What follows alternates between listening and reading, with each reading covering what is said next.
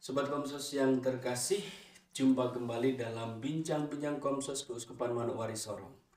Hari ini kita kedatangan tamu-tamu istimewa yang masih muda, masih ganteng-ganteng, yang kemarin baru saja menerimakan tabisan diakon. Dia adalah Frater Charles Singpanki dan Frater Eusebius Cambia. Halo Frater, apa kabar? Bukan frater ya, ada. Saya sudah salah sebut frater. Harusnya diakon. Diakon, apa kabar? Kabar luar biasa. Luar biasa, Bagaimana perasaan Diakon Charles setelah menerima tabisan diakon? Hari kemarin ya, kita tabisan diakon. Jadi, Sobat Komsos yang terkasih, kemarin tanggal 25 Mei 2025 di Gereja Santo Wenceslaus ya. Wenceslaus Klawuyuk, Paroki Santo Petrus Remu, diadakan tabisan diakon kepada dua calon imam dari Keuskupan Manokwari Sorong, Frater Charles, Frater Eusebius, yang sekarang sudah menjadi diakon, ditabiskan oleh Bapak Uskup. Luar biasa. Frater Diakon Charles, bagaimana perasaan ketika menerima tabisan diakon ini? Perasaan hari ini sedihkah? Pertama, Macam berduka begitu. pertama gembira, lalu terharu juga karena Terharu ya. menerima rahmat tabisan diakon, karena bisa sampai menerima rahmat tabisan diakon ini. Ya, perjuangan ya, sebuah perjuangan panggilan luar biasa ya. Jadi, sudah berapa tahun sejak Frater paling tidak 8 kah? Atau 10? Sejak masuk tahun rohani Tahun 2014. 2014 ya. Jadi mungkin 11 atau 12 tahun. Betul ya. Satu perjalanan luar biasa menuju sebuah panggilan menjadi imam. Dan ini adalah tahap sedikit lagi, sekitar ya bulan Oktober ya akan jadi imam ini. Ditabiskan jadi imam. Bukan Oktober, tapi menurut informasi dari Bapak Uskup kemarin mengumumkan itu bulan Desember. Oh sorry betul. Bulan Desember, tanggal 8 bulan Desember ya. Diakon Ese, bagaimana perasaan setelah terima tabisan diakon? Setelah terima tabisan diakon, saya bahagia ya. Terharu. Banyak. Apalagi Bapak Mama datang dari Babu, luar biasa. Ini adalah Sobat Komsos yang terkasih, Frater Ese ini adalah putra Irarutu, sedangkan ini adalah putra Ngalum ya. Putra Ngalum dari Pegunungan Bintang, tepatnya di Kabupaten Oksibil. Kabupaten Pegunungan Bintang, distrik Oksibil, kampungnya di Kabiding. Oh, oke. Kampung di Kabiding. Kalau Diakon Ese di? Kalau saya di Kampung Aroba, di Kabupaten Teluk Bintuni. Kabupaten Teluk Bintuni. Ya. Kabupaten Aroba itu masuk distrik apa ya? Babu? Aroba itu masuk. Aroba sekarang distriknya sendiri. Oh, distrik sendiri. Aroba. Oh, iya. Kampung di sana. Betul ya. Dulu saya waktu Frater Karya sudah sampai di Aroba. Ya. Dulu distriknya distrik Babo. Oh, distrik Tapi Babo. sekarang sudah distrik Aroba. Dan masuk Paroki Tovoi. Ya.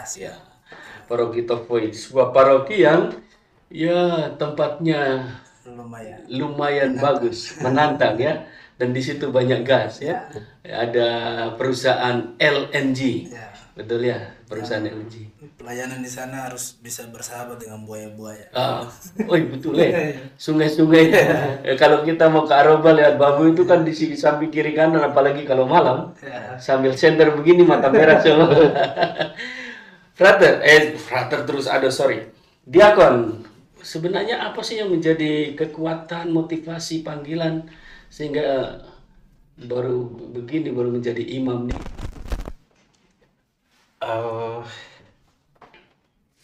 Jadi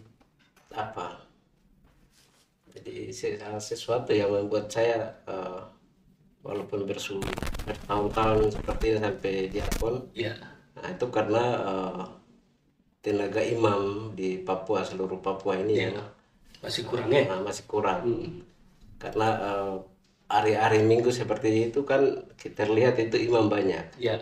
Nah, nanti saat hari raya Natal Paskah Mm. itu kadang umat ini cari-cari Cari-cari pastor. dari Ya. pastor. Jadi kadang beberapa tempat itu kan tidak pernah dapat. Nah, itu yang walaupun sudah bertahun-tahun sekolah tapi ya tetap mau jadi imam Ya. supaya berapa tahun kemudian itu masih bisa pelayanan sedikit walaupun sudah tua. Tapi Ya. ini ada pelayanan. Jadi Ya.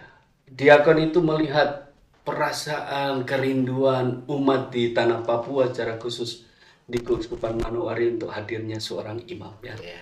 menjadi pelayan-pelayan. Kalau diakon isi bagaimana? Yang menjadi satu motivasi kuat jadi imam.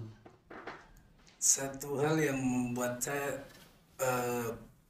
pertama yang membuat saya sampai bisa bertahan sampai Ya. saat ini, saya percaya bahwa kembali lagi kayak saya punya moto yang saya refleksikan Ya. bahwa semua itu sampai saya bisa bertahan sampai saat ini dan juga setelah sampai tak bisa diakon semua karena berkat kasih Allah. Karena kasih Allah. Untuk itu menurut saya atau bagi saya untuk menanggapi kasih Allah itu baiklah saya memberikan diri untuk coba menjadi imam yang bisa membagi kasih Allah itu kepada sesama ya, kepada umat terutama dalam pelayanan. betul. Mungkin dulu waktu kecil-kecil sudah ada, walaupun mungkin masih sedikit terbersit kah untuk menjadi imam misalnya, Ya, kalau dulu jadi Miss Dinar mungkin ya, waktu masih di Aroba. Nah, tertarik dengan tertarik dengan pastor-pastor mereka ya. Jadi figur pastor itu cukup kuat mempengaruhi. Datang kan setahun sekali ke kampung. Jadi sekali lihat itu wow, luar biasa. Pastor dengan jubah putih, dengan pakaian berbeda ya. Mungkin itu juga yang mendorong orang tua juga paksa saya untuk daftarkan masuk seminar. Mungkin ujungnya bisa pakai juga jubah seperti itu. Jadi orang itu tua dalam punya pikir kerinduan orang tua, Jadi orang tua ada kerinduan supaya ini sapu anak ini daripada jadi begal di luar, lebih baik jadi begalnya Tuhan. Tangkap Tuhan. Kalau Diakon Charles mungkin kalau saya dari kecil memang tidak ada ya sosok atau figur yang untuk mau jadi imam. Iya. Memang karena memang jarang ketemu pastor kan? Iya, karena saya dari kecil itu susah bergaul atau sosialisasi sehingga apalagi mau ketemu pastor atau ke sekitar lingkungan paroki itu mungkin ikut kakak atau mama, setelah itu langsung pulang. Jadi karena lihat pastor seperti itu macam mereka punya kehidupan jadi tertarik untuk masuk tidak ya. Jadi mulai bukan panggilan tapi setelah tamat SMP itu rencana mau masuk seminari. Seminari SMP ya. Tapi macam tidak terlalu berpengaruh bagi saya untuk masuk seminari, jadi saya masih SMA luar. Setelah tamat SMA lalu ada terpanggil ke semacam adanya untuk masuk. Dulu saya dengar katanya Diakon itu punya cita-cita itu ingin jadi pemain sepak bola, begitu kan? Oh ya. Ya. Dan memang Diakon main bola bagus. Iya, dari SMP SMA itu masih main bola. Masuk ke Persikubin usia 18. Pernah main sampai di Surabaya. Jadi pernah jadi pemain Persikubin. Persikubin itu ada persatuan sepak bola Pegunungan Bintang ya. Sampai main di Surabaya. Terus 18 setelah itu karena waktu itu masih SMP mau ke SMA, berangkat ke Surabaya.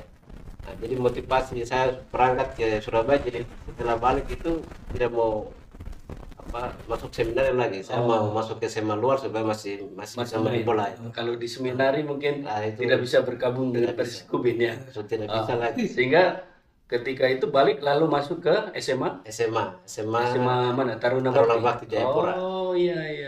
Di sekolah ini kan dia punya minat bakat terutama di sepak bola itu kan hidup. Jadi saya gabung di situ. Masuk di tim sekolah, selain itu masuk di tim Oksibil FC. Oksibil FC ini yang anak-anak dari Bubuan Bintang yang sekolah di Jayapura, Kerom dan sekitarnya. Nah, itu kumpul latihan di situ, bermain untuk event-event, untuk pertandingan antar kabupaten ke semacam itu. Untuk masuk ke Persikubin itu seleksinya dari tim-tim lokal ini. Oke. Jadi bertekun di sepak bola. Iya. Dari sepak bola lo kemudian bagus sepak menuju arah panggilan. Sampai titik yang buat saya untuk apa? Ternyata sepak bola ini tidak abadi, tapi ada saat-saat di mana masa kalau kita sudah tua atau macam ini kan akan terbatas. Iya, betul. Waktu itu Pater Hilarius PK yang mengatakan kalau jadi pemain sepak bola kalau masih kuat berarti sampai 35, 36 itu kita masih bisa main bola. Lewat dari itu kan tidak tahu kita mau kerja apa. Syukur-syukur ya, sementara dalam proses bermain bola itu sudah ada pekerjaan. Tapi kalau masuk ke sekolah-sekolah yang mendukung kita punya kehidupan, terutama masuk seminar semacam itu kan masa tua juga itu masih bisa kita nikmati hidup. Iya. Jadi dari situ saya setelah Taruna Bakti 2 tahun 2010 sampai 2012 2013 ke Oksibil itu yang mulai tertarik tentang kehidupan gereja, kenal Pater Hila, lalu anak Kata Ringo yang kemarin datang dia memotivasi. Ya itu kan orang-orang selalu di gereja, jadi masih SMA itu biasa aja kami untuk main di pastoran. Lalu Bapak Guru Ringo ini dia punya rumah di kompleks misi belakangnya seperti. Sehingga di situ mulai tumbuh keinginan untuk jadi pastor, menjadi pelayan. Nah itu mulai. Jadi jadi pelayan itu adalah gerakan-gerakan orang-orang di sekitar diakon gitu. Apalagi tambah nanti pengalaman-pengalaman ketika STFT, asistensi lah, kemudian apalagi program-program turun lapangan, pekerjaan, penelitian. Jadi pengalaman-pengalaman itu yang membuat panggilan frater diakon makin kuat sampai sekarang. Frater isi tadi moto diakonatnya apa tadi? Sebab Allah adalah kasih. Itu kenapa diakon mengambil moto seperti itu? Apa yang menjadi refleksi?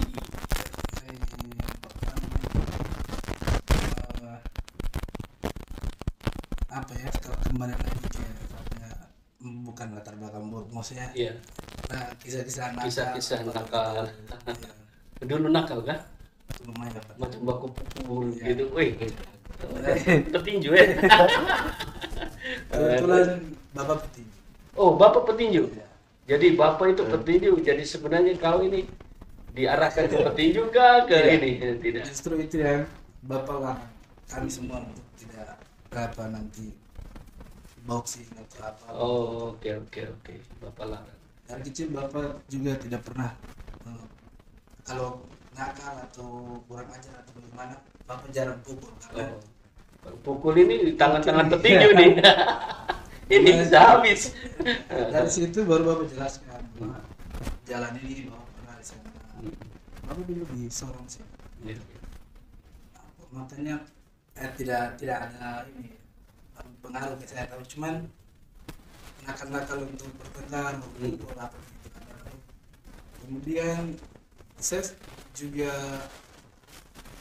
bisa masuk bukan seminari, setelah seminari ambil persyaratan masuk daftar dan sampai STT dengan berbagai macam tantangan dan Iya. sebagainya, pengalaman di lapangan dan sebagainya.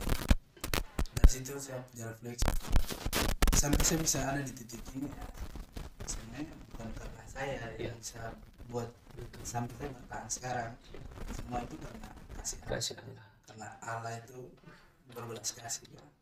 Calon-calon ini ya kasih Allah dia. Ya, karena memang betul nah, panggilan itu adalah rahmat ya toh, bahwa rahmat itu mengalir dari Allah, dan memang betul Allah adalah kasih, Deus Caritas Es yang membagikan kasihnya, dan kamu jadi pelayan luar biasa ya. Menurut saya kasih Allah itu kita bisa kenal kembali perayaan Ekaristi, Dan dan perayaan perayaan Ekaristi Ekaristi itu hanya hanya bisa dirayakan oleh seorang imam. Jadi tidak ada orang selain imam yang bisa memimpin perayaan Ekaristi. Kasih Allah itu bisa dilakukan oleh orang lain Iya. dengan hal-hal yang lain, Yang lain. dengan jabatan yang lain di luar boleh, tapi dalam hal Ekaristi hanya seorang. Jadi engkau mau memberikan diri yang lebih kepada Tuhan, terutama di dalam perayaan Ekaristi, memimpin, merayakan, ya. Jadi ini persembahan diri yang luar biasa karena kasih Allah. Semoga amin. Gitu kan? Kalau Diakon Charles, moto yang menjadi moto panggilan diakonat Itu barang siapa percaya kepada dia Tidak tidak akan dipermalukan. Itu yang kenapa memilih itu? Ada sesuatu cerita kah? itu karena yang refleksi saya, jadi saya selalu percaya kepada penyelenggara Penyelenggara lain. ya. Jadi mungkin dari sejak lahir sampai dengan saat ini itu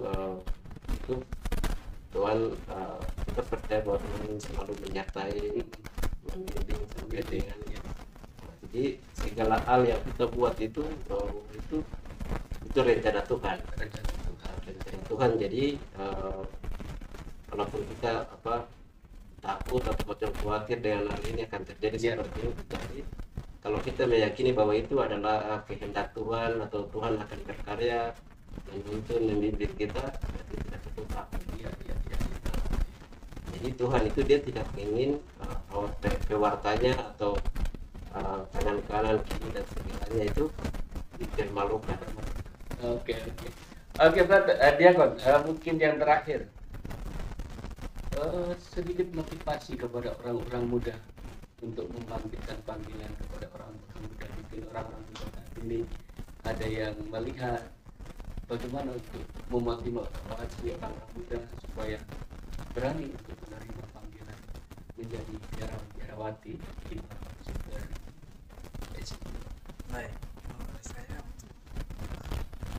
orang muda. Ya, teman-teman muda, orang muda sekalian yang mungkin belum menemukan panggilan atau kamu yang belum menemukan jodoh. Tapi bukan pilihan terakhir ya. Pilihan lain. Mungkin kalau masih bingung nanti kerja apa, cari apa dan lain sebagainya, cobalah cari kerjaan Allah. Lalu nanti sisanya akan ditambahkan. Jadi saya pikir menyerahkan diri kepada Tuhan dalam hal ini menjadi seorang imam adalah hal yang paling luar biasa dan dalam hidup paling luar biasa sekali untuk kita anak-anak muda yang sekarang, karena sulit sekali menemukan anak muda yang bisa memberanikan diri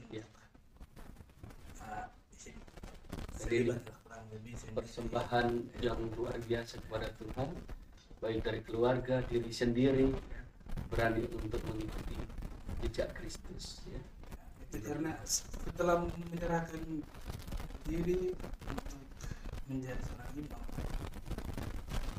itu menyerahkan diri itu tidak, tapi satu hal yang perlu dipelajari bahwa banyak pengalaman dan hal yang kita sudah lewati dan kita bisa sampai. Jabat-jabat mungkin motivasi kepada orang muda jangan takut. Udah sekalian dari saya, jadi saya pesan bahwa rasa perasaan-perasaan atau macam hal-hal yang mengganggu untuk masuk menjadi imam itu atau jadi biarawati itu agak berat. Itu jangan berpikir karena bukan kamu saja, tetapi masih banyak orang yang memberikan dirinya itu untuk Tuhan sampai dengan bisa meninggal. Jadi ini bukan apa, tetapi memang teknologi itu sudah dilalui. Jadi kekuatan itu bukan pribadi kita, ya. Tuhan selalu menyertai. Jadi seperti moto saya, jangan malu, berani dulu, datang dulu, tergantung muda kalian apa keinginan niat. Jadi yang ragu-ragu merasa diri saya mampukah tidak, Tuhan memilih dari orang-orang yang katakanlah tidak sempurna. Tuhan memilih orang bukan dari orang yang sempurna, tetapi dari ketidaksempurnaan itulah Tuhan mengambil dan dia pilih menjadi imam-imam. Begitu kan? Semuanya ada proses. Semuanya ada proses. Oke, baik. Saya rasa Diakon berdua terima kasih banyak untuk kehadiran di studio Komsos hari ini, untuk bincang-bincang Komsos, untuk memperkuat panggilan bagi teman-teman muda yang di luar sana. Baik Sobat Komsos yang terkasih, inilah bincang-bincang kami pada kesempatan hari ini di studio Komsos Uskupan Manokwari Sorong bersama Diakon Charles Simpangki dan Simpangki, ya toh? Simpangki dan Diakon Eusebius Tambia. Berdua kita doakan semoga tanggal 8 Desember 2025 di Paroki Kristus Raja Katedral akan dihabiskan menjadi imam. Jadi terima kasih untuk perhatian kita semua. Tuhan memberkati kita, Tuhan memberkati dia berdua. Terima kasih untuk kehadirannya. Terima kasih. Terima kasih. Wah. Terima kasih.